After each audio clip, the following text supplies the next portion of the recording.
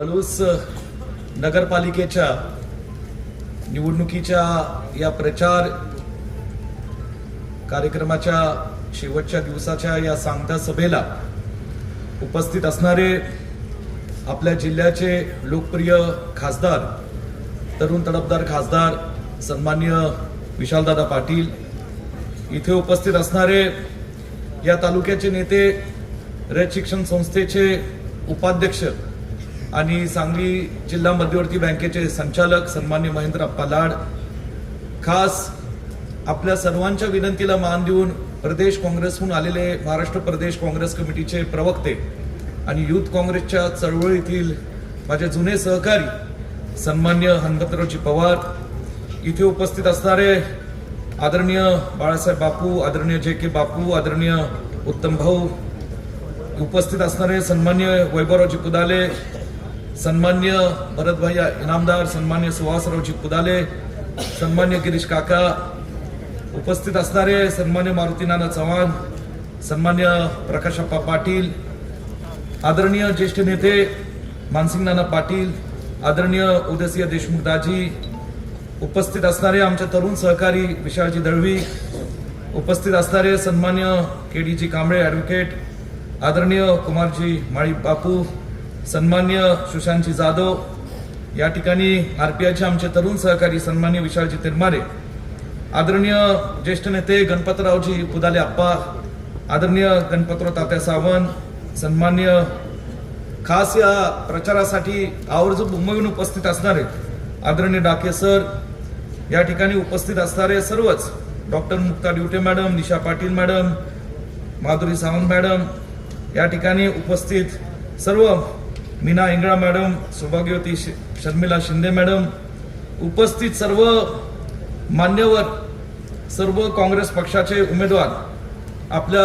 काँग्रेस पक्षाच्या नगराध्यक्ष पदासाठी उभे असणाऱ्या या ठिकाणी सौभाग्यवती संजुनी सुहास पुदाले, आपले सर्व उमेदवार, सौभाग्यवती संगीता दीपक गायकवाड, सन्मान्य विजयजी जाधव, सौभाग्यवती कोमल राहुल सदामते, सन्मान्य रोहित कुमार दळवी, सन्मान्य अनिलजी कांबळे, सन्मान्य विदुलता फडनाईक, आदरणीय काकी, या ठिकाणी सारिका खरकांडे वहिनी, आमचे तरुण सहकारी धीरजजी गोरपडे, सन्मान्य संदीप नाना सिसाळ, सन्मान्य कविता जगदीश पाटील आमच्या बहिणी, या ठिकाणी राजनंदिनी मोटकट्टे मॅडम वहिनी, या ठिकाणी अमोलजी भोरे, सन्मान्य आमच्या बहिणी मनीषा गिरीश गोंडील, सन्मान्य विक्रमाप्पाजी पाटील, सन्मान्य सचिनजी कुंभार, या ठिकाणी आदरणीय प्राजक्ता अवश्य पाटील, या ठिकाणी शकुंतला संजय माळी काकी, या ठिकाणी साजी विश्वास मोरे, आमचे तरुण सहकारी, आमच्या वहिनी पूजा रापेश शेंडगे आणि आदरणीय गणपतराव पुदाले आप्पा, उमेदवार म्हणून मी सगळ्यांची नावं इथं मांडलेली आहेत. उपस्थित असणारे सर्व पलूस शहरातील नागरिक, ज्येष्ठ वडीलधारी मंडळी, मोठ्या संख्येने उपस्थित असणाऱ्या आमच्या माता भगिनी, मोठ्या संख्येने उपस्थित असणारे या शहरातील तरुण कार्यकर्ते, पत्रकार आणि ज्यांनी गेले 15-20 दिवस कष्ट घेतले आणि आमच्या सर्व उमेदवारांचा प्रचार पलूसच्या जनतेसमोर मांडला, असे सगळ्यांची असणारी सोशल मीडियाची टीम, बरोबर की नाही, उपस्थित सर्व आमचे सर्वच कार्यकर्ते बंधू भगिनींनो, आज आपल्या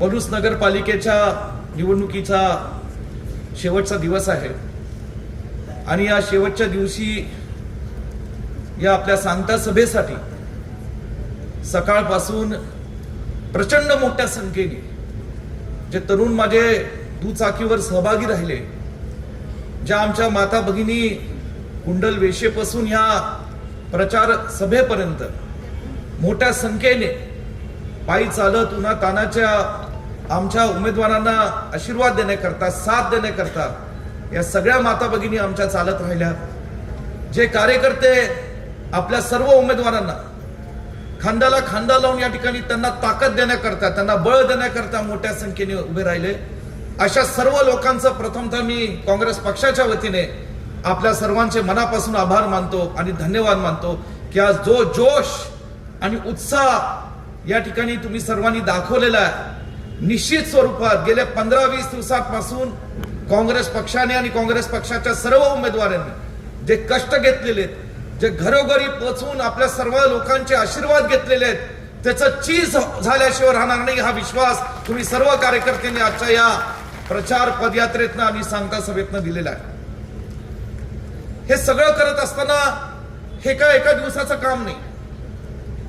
ह्याच्या मागे अनेक गोष्टी आहेत. ह्याच्या पाठीमागे एक विचार आहे, एक वारसा आहे, केलेलं काम आहे. ते विकास काम असेल, व्यक्तिगत संपर्क असेल, लोकांच्या सुखदुःखामध्ये सहभागी झालेले आमचे उमेदवार, पक्षाचे कार्यकर्ते, माजी नगरसेवक असतील, ह्या सगळ्या गोष्टींचं जर आपण ह्या ठिकाणी संगम केलं तर त्याची प्रचिती आणि पोचपावती ही आपल्या आजच्या सांगते सभेतल्या प्रचंड असणाऱ्या गर्दीतनं आपल्या सर्वांना मिळालेली आहे. गेले 40 वर्षापासून पलूस गाव आणि असणारं आता पलूस शहर, या पलूस गावाचं एक अत्यंत भावनिक नातं, रक्ताचं नातं हे कदम कुटुंबचं, पतंगरावजी कदम साहेबांचं आणि आम्हा सर्वांचं. 1980च्या दशकापासून जेव्हा पतंगरावजी कदम साहेबांनी त्यांच्या राजकीय जीवनाची सुरुवात केली तेव्हा खऱ्या अर्थाने त्यांच्याकडे कुठलेही राजकीय पाठबळ नव्हतं. फार काही संस्था त्यांच्या नव्हत्या. एका घाटमाथ्यावरचा एक तरुण कार्यकर्ता जो केवळ सर्वसामान्य गोरगरीब लोकांचा आशीर्वाद घेऊन या मतदारसंघातले कायापलट करण्याकरता धडपड करत आहे, हे जेव्हा या पलूस तालुक्यातल्या आणि पलूस शहरातल्या लोकांना कळलं तेव्हा ह्या पलूस शहरातल्या आणि पलूस तालुक्यातल्या असंख्य लोकांनी त्यांच्या पाठीशी खंबीरपणे उभं राहण्याचं काम केलेलं होतं. तो काळ तसा वेगळा होता. पतंगरावजी कदम साहेब हे काँग्रेस पक्षाच्या विचाराचे नेते, कार्यकर्ते होते आणि तो विचार घेऊन ते लोकांमध्ये शिरले, लोकांच्या सुखदुःखात सहभागी झाले. शेतकऱ्यांचे, आमच्या माता भगिनींचे जे काही प्रश्न आहेत, मग घाटावरचा दुष्काळाचा प्रश्न असेल, घाटाखालचे विकासाचे प्रश्न असतील, ते प्रश्न समजून घेऊन ते लोकांपर्यंत गावोगावी पोचले. आणि त्या काळामध्ये त्या संघर्षाच्या वातावरणात परिस्थितीमध्ये ज्या गावांनी पतंगरावजी कदम साहेबांना स्वीकारलं, भरभरून प्रेम दिलं, पाठबळ दिली, महाराष्ट्रामध्ये आमदार म्हणून पाठवलं, त्यामधलं अव्वल नंबरचं गाव कुठलं असेल तर हे पलूस गाव आहे. मनापासून या ठिकाणी मला सांगायचं. स्वर्गीय वसंतराव पुदाले दादा ही त्या काळातले पतंगरावजी कदम साहेबांचे विचाराचे खंदे समर्थक. आदरणीय पुदाले दादांनी या पलूसच्या विकासासाठी पतंगरावजी कदम साहेबांबरोबर काम केलं. 45 वर्ष, 40-50 वर्ष ते साहेबांबरोबर राहिले. तदनंतर स्वर्गीय खाशाबा अण्णा असतील, स्वर्गीय गुंडादाजी असतील, या सगळ्या लोकांनी साहेबांच्या बरोबर या पलूसच्या विकासासाठी आपापल्या परीने महत्वपूर्ण असं योगदान दिलं. गेल्या काही वर्षांपासून या ठिकाणी स्वर्गीय राजाराम सदामते जे आपले पहिले नगरपालिकेचे नगराध्यक्ष असतील, स्वर्गीय अमरभाऊ इनामदार, त्यांनी सुद्धा पतंगरावजी कदम साहेबांचा स्वीकार घेऊन या ठिकाणी या पलूस शहरामध्ये काम केलं. अशी अनेक मंडळी, नेते आणि कार्यकर्ते या पलूस शहरामध्ये अशी कदम साहेबांनी घडवली, ज्यांनी पतंगरावजी कदम साहेबांच्या राजकीय जीवनामध्ये त्यांच्या बरोबर उभं राहून खंबीरपणे त्यांना साथ देण्याचं काम केलं. हे मी का बोलतो की साहेबांच्या गावावर, पलूस शहरावर एक वेगळा जिव्हाळा होता. सातत्याने पलूस मध्ये आल्यानंतर अनेक कार्यकर्त्यांना पतंगरावजी कदम साहेब हे नावानिश्चित ओळखत होते. प्रत्येकाच्या घरात जात होते. तो कुठल्या जाती धर्माचा, तो किती या ठिकाणी कोण आहे हे पाहत नव्हते, पण प्रत्येकापर्यंत कदम साहेबांचा एक वेगळा संपर्क असायचा. आज या सगळ्या गोष्टीची पोचपावती ठेवून या गावांनी प्रत्येक साहेबांच्या निवडणुकीत नेहमी कदम साहेबांच्या पाठीशी खंबीरपणे उभं राहण्याचं काम केलं. आज साहेबांनी त्याचं जाणीव ठेवून, ज्यावेळेस मला आठवतं वसंतराव पुदाले दादा शेतकऱ्यांना घेऊन कदम साहेबांना भेटले, त्यावेळेस त्यांनी बंद पडलेल्या यशवंत पाणी पुरवठा योजनेचा विषय मांडला. पतंगरावजी कदम साहेबांनी तात्काळ त्याचं गांभीर्य लक्षात घेतलं, कारण पलूस गाव हे त्या काळात जरी पलूस तालुक्यात होतं त्यावेळी सुद्धा पलूस गावाची परिस्थिती विशेषतः शेती बाबतीतली हे खरं दुष्काळ तालुक्यातल्या सारख्या तालुक्यातली होती. इथं शेतीला पाणी नव्हतं आणि शेतीला पाणी नसल्यामुळे शेतीच्या त्या आपल्या शेतकऱ्यांना उत्पन्न मिळत नव्हतं. हे सगळं लक्षात घेता जेव्हा योगायोगाने 99 साली महाराष्ट्रामध्ये विधानसभेची निवडणूक झाली, त्यावेळेस महाराष्ट्रामध्ये काँग्रेस पक्षाचं सरकार आलं. पतंगरावजी कदम साहेबांना उद्योग व जलसंधारण खातं मिळालं आणि या सगळ्या शेतकऱ्यांचा प्रश्नाचं गांभीर्य ओळखून पतंगरावजी कदम साहेबांनी संपूर्ण पलूस कडेगावमध्ये जे पहिलं काम हाती घेतलं ते पलूस शहराच्या बंद पडलेल्या यशवंत पाणी पुरवठा योजनेचं पुनर्जीवनाचं काम घेतलं आणि उद्योग खात्यातनं महाराष्ट्राच्या इतिहासात पहिल्यांदा अशी कामगिरी झाली की कोट्यवधी रुपयाचा निधी उपलब्ध करून या सगळ्या पाईपलाईन करून हे पाणी योजना पूर्ण केली. पाणी योजनासाठी उद्योग खात्यातनं पैसे दिले. आज साहेबांनी बंद पडलेल्या एमआयडीसीतल्या त्याच काळात उद्योग खाता असताना अनेक उद्योगांना पैसे दिले, उद्योजकांना पैसे दिले. साहेबांचा दृष्टिकोन काय होता की उद्योगांना पैसे दिले तरी उद्योजक उभे राहतील, पलूस एमआयडीसी सक्षम होईल. त्या एमआयडीसी आणि उद्योग सक्षम झाले तर त्यातनं हजारो कामगारांच्या हाताला काम मिळेल. ती पलूस शहरातली असतील, पलूस तालुक्यातली असतील, पण गोरगरीब कुटुंबातली असतील. आणि म्हणून जवळजवळ कोट्यवधी रुपयाचा निधी हा त्या उद्योजकांना दिला. मला आश्चर्य ह्यातलं वाटतं की ज्या उद्योजकांनी पैसे घेतले, ज्यांनी 1-1 कोटी 1.5 कोटी पैसे घेतले, ते सुद्धा उद्योजक आज विरोधी पॅनलमध्ये फिरतायत. कारण आज त्यांना सत्तेचा कुठेतरी मोह या ठिकाणी आवडत नाहीये. मला एक आज सांगायचं वाटतं की त्यावेळी ज्या कोट्यवधी रुपये दिले, आज 2025 मध्ये ती कदाचित 25-30 कोटी मध्ये त्याचं व्हॅल्युएशन होऊ शकते. ही साहेबांची दूरदृष्टी होती. साहेबांनी 20 वर्षापासून सातत्याने जेव्हा पलूस तालुक्याची निर्मिती केली, पलूस शहर हे तालुक्याची राजधानी झाली, लागेल ते प्रशासकीय कार्यालय पलूस शहरामध्ये उपलब्ध केले, सातत्याने पलूस शहरामध्ये विकास निधी उपलब्ध करून दिला.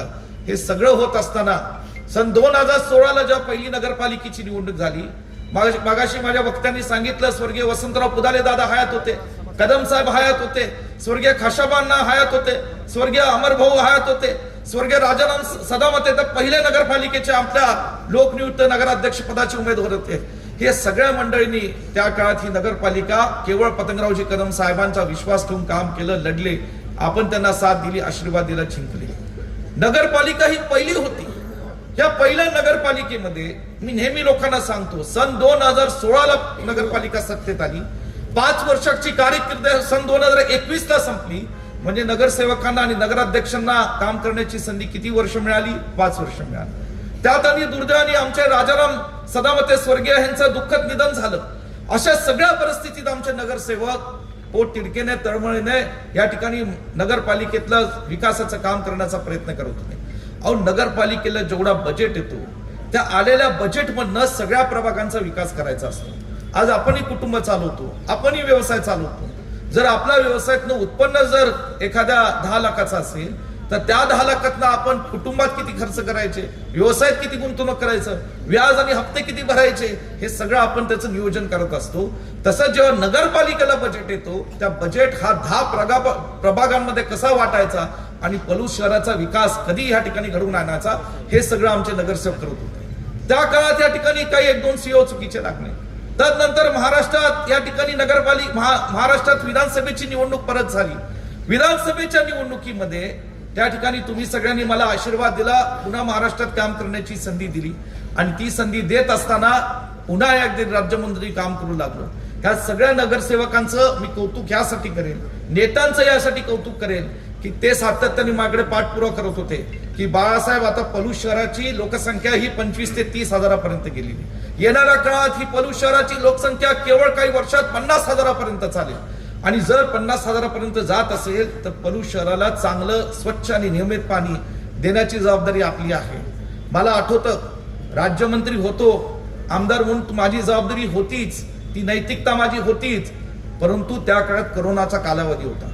संपूर्ण महाराष्ट्र सरकारमध्ये GR निघाला होता की आरोग्य सेवा, आरोग्य यंत्रणा ह्याच्यावर पैसे खर्च केले जातील. हॉस्पिटल, रेमडेसिवीर काय असेल ते लोकांचे प्राण संरक्षण करण्याची आवश्यकता आहे. कुठलाही शासकीय इतर काम, कुठलाही मोठा निधी हा दुसऱ्या कामाला देता येणार नाही. मला त्याचं गांभीर्य माहित होतं.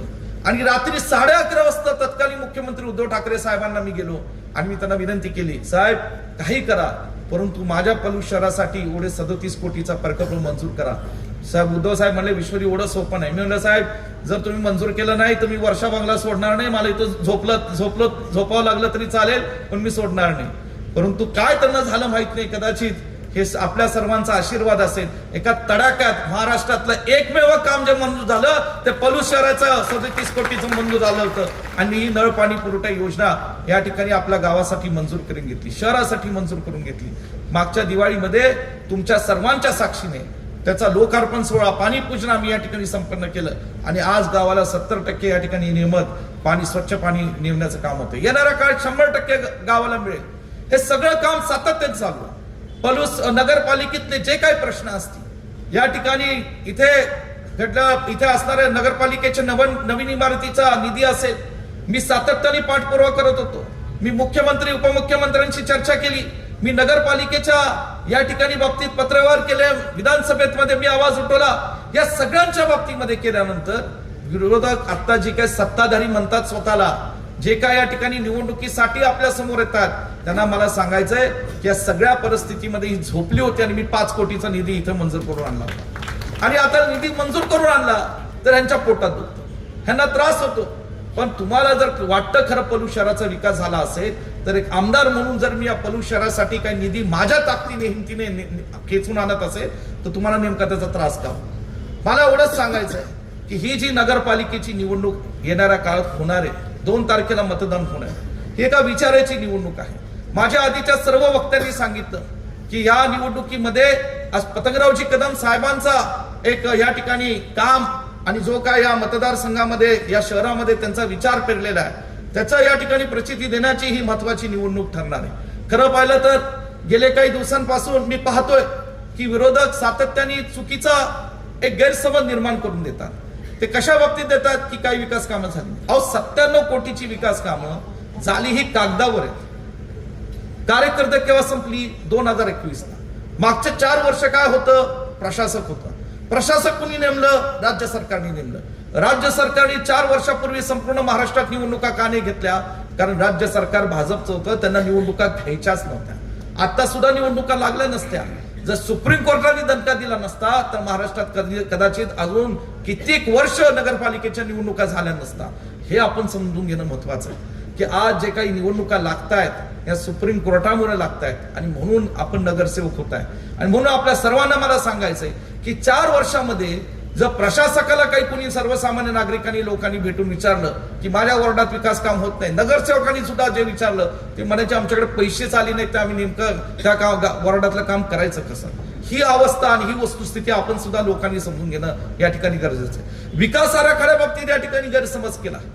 मी एक दिवशी जाहीर आवाहन केलं, 2 आठवडे संपूर्ण शहरामध्ये घरोघरी प्रत्येक शहरातल्या वर्तमानपत्रात सगळ्यांना आम्ही सांगितलं की मी इथं शासकीय निवासस्थान गेस्ट हाऊस मध्ये सकाळी 10 वाजल्यापासून दुपारी 4 पर्यंत बसणार आहे.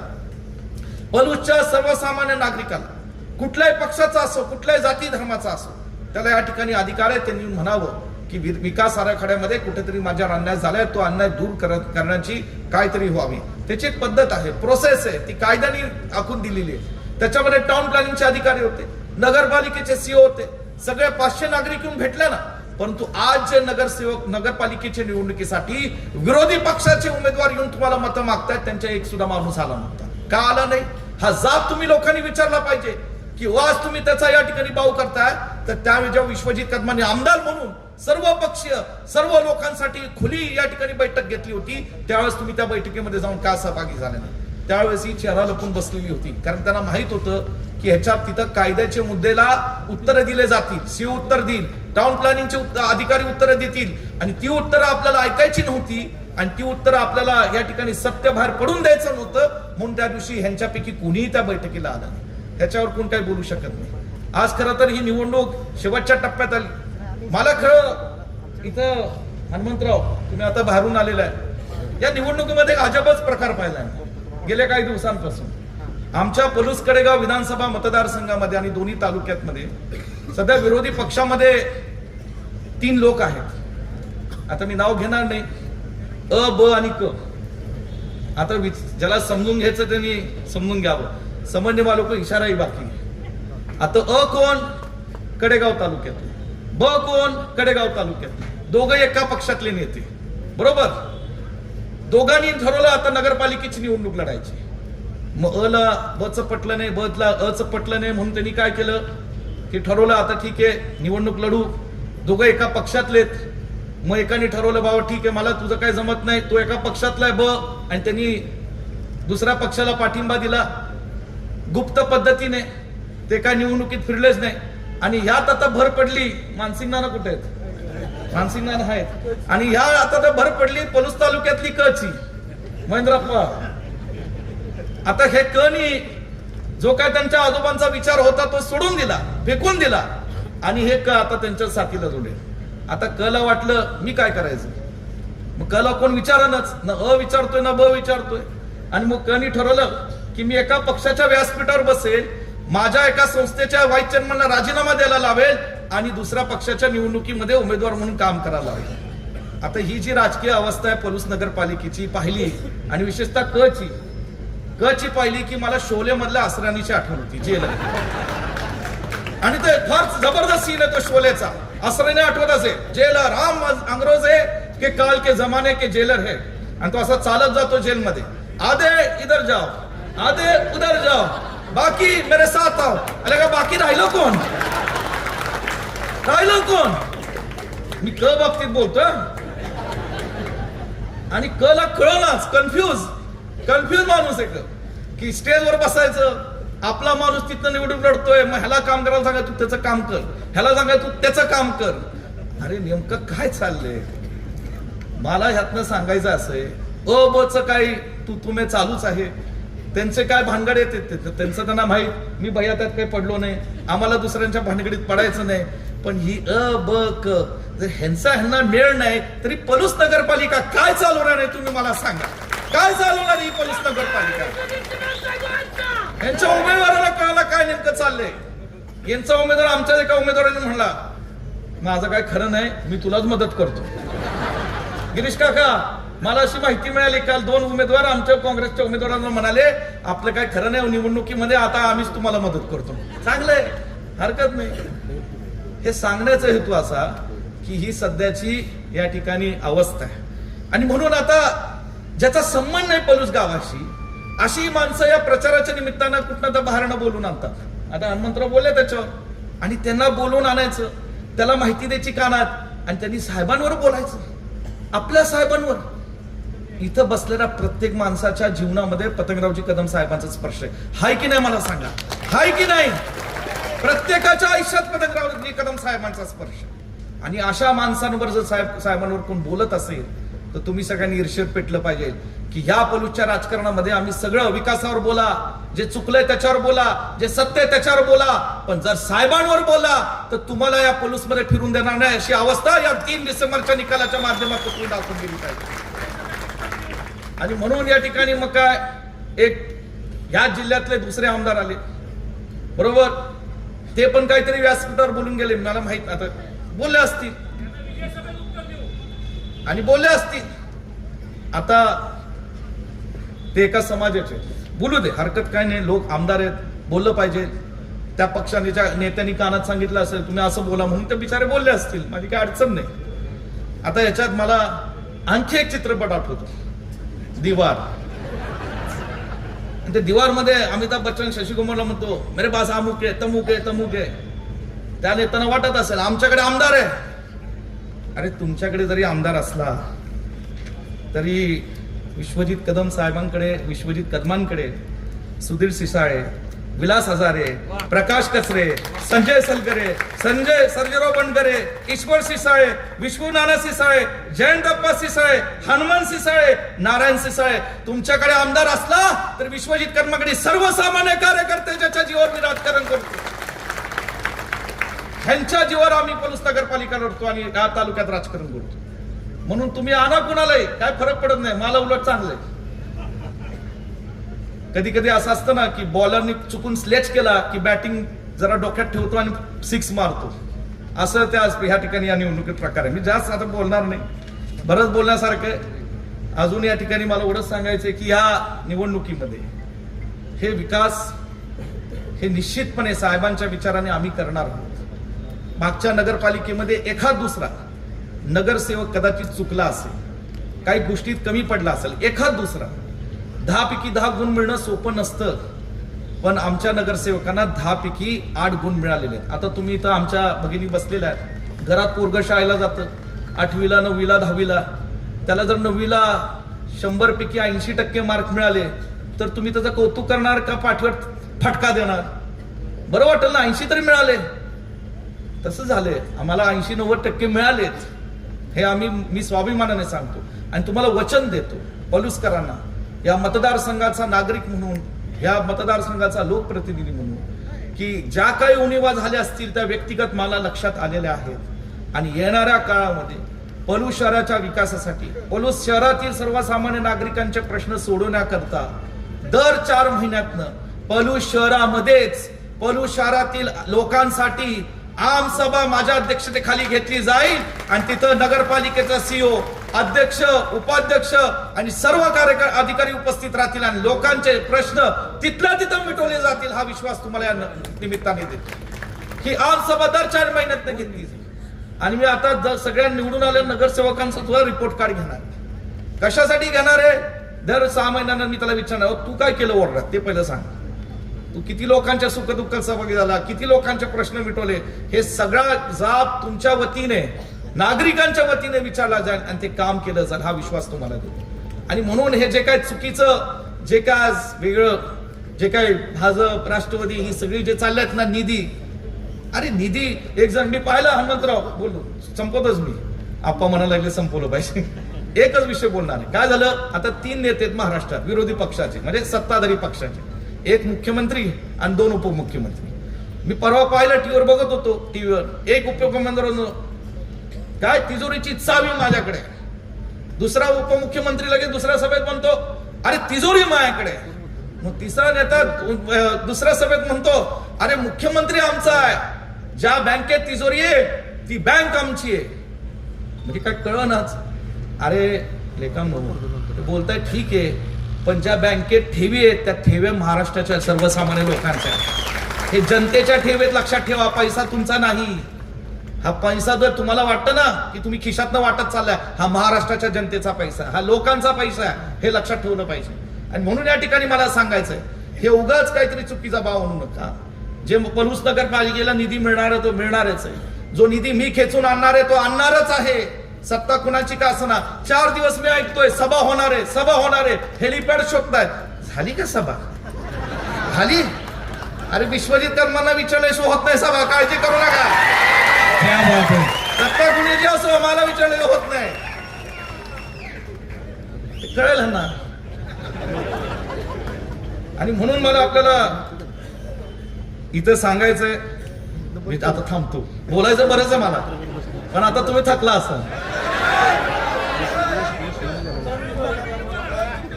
नाही आत्ताशी मी आता 50 क्रॉस केले, सेंचुरी करायचंय मला. नाही, हे सगळे इथं बसलेले पांढरे शर्ट आहेत ना, ज्या दिवशी गुलाबी होईल ना त्या दिवशी बाकीचे सेंचुरी मारणार, ज्या दिवशी गुलाबी होतील. आणि सगळं आमच्या भगिनींचं योगदान त्यात महत्वाचं असणार आहे, लक्षात ठेवा. भगिनींचा सुद्धा गुलाब सगळा मला तो रंग दिसला पाहिजे, एवढं नक्की आपल्याला सांगतो. जास्त लांब जास्त बोलणार नाही, मला जतलं सभा आहे, परंतु काही लोकांचा उल्लेख मी या ठिकाणी करणार आहे. अनेक लोकांनी या ठिकाणी उमेदवारी अनेक लोकांनी मागितली आणि अनेक लोकांनी पक्षाच्या विनंतीला मान देऊन उमेदवारी माघार घेतली. आणि त्यातले सगळेच लोक हे काँग्रेस पक्षाच्या उमेदवारांसाठी या ठिकाणी जीव ओतून काम करत आहेत. त्यांचा खरंच मला उल्लेख करावा लागेल. आमचे विश्वास इसुगडे आणि कांतू काका, विश्वास भाऊ कुठे आहेत? हा, गॉगल घातलाय रे बांचा. तुम्ही